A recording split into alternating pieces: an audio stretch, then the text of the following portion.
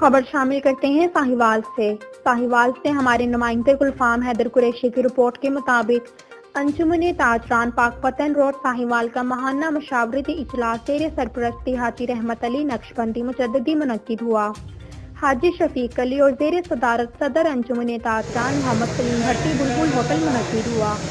جس میں chairman Waseem Chaudhry, vice chairman Shah Rukh Iqbal, general secretary Muhammad Ali Sandhu, senior نائب صدر چودھری محمد امین، نائب صدر محمد Aslam, Tahir Ghulam Mustafa, Azmat Ali Mirza Jawad, deputy general secretary Mudassar Ahmad Fanan, secretary Azhar Ishaq, secretary اطلاعات شوکت علی سیفی، ڈپٹی سیکرٹری اطلاعات شہزاد عشق بلوچ اور جوائنٹ سیکرٹری شفقت علی نقشبندی مجددی نے شرکت کی۔ اجلاس کا مقصد دکانداروں کو درپیش مسائل کا حل تلاش کرنا ہے۔